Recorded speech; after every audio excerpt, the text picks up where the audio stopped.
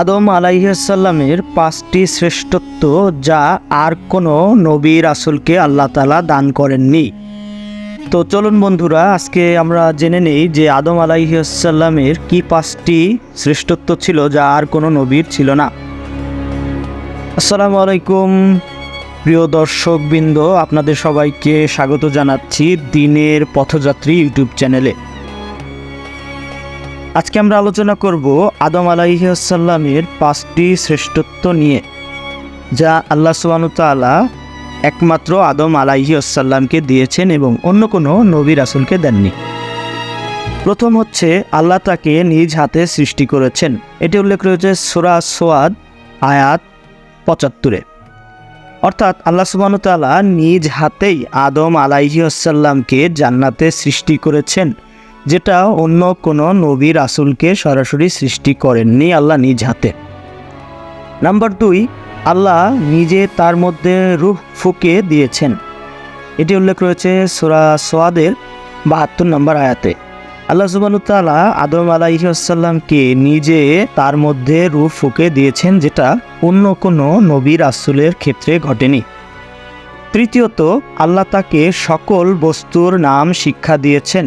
এটি উল্লেখ রয়েছে সূরা বাকারার 31 নম্বর আয়াতে। আল্লাহ সুবহানাহু ওয়া তাআলা আদম আলাইহিসসালামকে বেহেশতে সমস্ত বস্তুর নাম শিক্ষা দিয়েছেন, অর্থাৎ সমস্ত পশু পাখি প্রাণী, স্থলে জলে উভচরে আকাশ সহ সমস্ত কিছুর, ইহ জগতের সৃষ্ট প্রায় সমস্ত কিছুরই নাম শিক্ষা দিয়েছিলেন। এবং প্রত্যেকটা নবী রাসূল, এমনকি পায়গাম্বরগণও এবং সাধারণ প্রতিটি মানুষ, আজকে আমরাও যে নামগুলি বলছি, অধিকাংশ সেই বস্তু এবং প্রাণীদের নাম আদম আলাইহিসসালামকে প্রথম আল্লাহ শিক্ষা দান করে দিয়েছিলেন, যেটি অন্য কোনো নবী বা রাসূলের ক্ষেত্রে ঘটেনি। চতুর্থ, তাকে সিজদা করার জন্য আল্লাহ ফেরেশতাদের নির্দেশ দিয়েছিলেন। এটি উল্লেখ রয়েছে সূরা বাকারার 34 নম্বর আয়াতে। নবী রাসূলদের মধ্যে আদম আলাইহিসসালামই একমাত্র নবী যাকে সিজদা করার জন্য আল্লাহ ফেরেশতাদের নির্দেশ করেছিলেন, যেটি অন্য কোনো নবী বা রাসূল বা পায়গম্বরের ক্ষেত্রে ঘটেনি, এবং এটি একমাত্র আদম আলাইহিসসালামের সাথে ঘটায় আদম আলাইহিসসালামের শ্রেষ্ঠত্বের মধ্যে চতুর্থতম। পঞ্চম, আদম আলাইহিসসালাম একাই মাত্র মাটি থেকে সৃষ্টি, বাকি সবাই পিতা মাতার মাধ্যমে সৃষ্টি। এটি উল্লেখ রয়েছে সূরা সেজদা আয়াত 7-9। অর্থাৎ আদম আলাইহিসসালামকে প্রথম মানব হিসেবে মাটি দিয়ে সৃষ্টি করা হয়েছে। পরবর্তীতে সকল নবী রাসূল পায়গাম্বরগণ, এমনকি সাধারণ আমরা যারা মানুষ রয়েছি, তারাও আমরা পিতা মাতার থেকে এসেছি। আমরা কখনোই সরাসরি আসিনি, যেটা ঘটেছে একমাত্র আদম আলাইহিসসালামের ক্ষেত্রে। ইবলিসের অভিশপ্ত হওয়ার কারণ ছিল তার কিয়াস। সে আল্লাহর আদেশের বিরুদ্ধে যুক্তি পেশ করে বলেছিল, আমি আদমের চাইতে উত্তম, কেননা আপনি আমাকে আগুন দিয়ে সৃষ্টি করেছেন এবং তাকে সৃষ্টি করেছেন মাটি দিয়ে। এটি উল্লেখ রয়েছে পবিত্র কোরআনের সূরা হিজরের 29 নম্বর আয়াতে।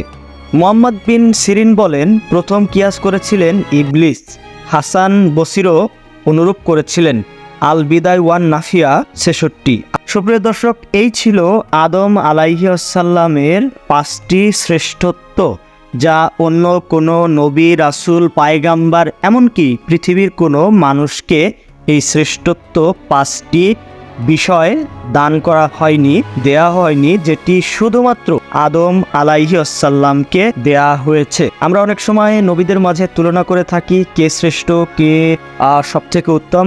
আসলে বন্ধুরা, এক একজন নবীকে আল্লাহ সুবহানাহু ওয়া তাআলা এক এক সময় এক এক মুজিজা, এক এক শ্রেষ্ঠত্ব, এক এক বৈশিষ্ট্য দিয়েছে, যা অন্য নবীদের ক্ষেত্রে দেখা যায়নি। অনেক সময় এক এক নবীর মাঝে এক এক রকম শ্রেষ্ঠত্ব রয়েছে, তাই কোনো নবীকেই কোনো নবীর সাথে তুলনা করা উচিত না, কেননা প্রত্যেকটা নবী নির্দিষ্ট বিশেষ গুণে গুণান্বিত হয়ে বিশেষ উদ্দেশ্য নিয়েই পৃথিবীতে এসেছিলেন এবং তারা অধিকাংশই তাদের কাজে সফল হয়েছেন, দু একজন বাদে।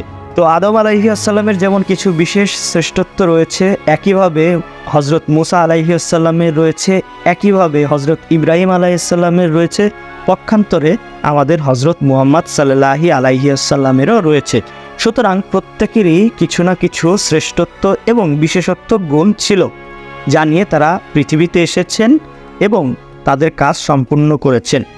তো বন্ধুরা, আমরা এখন থেকে কখনোই কোনো নবীর সঙ্গে কোনো নবীকে তুলনা করব না। প্রত্যেকেই আল্লাহ সুবহানাহু ওয়া তাআলার পক্ষ থেকে এসেছিলেন।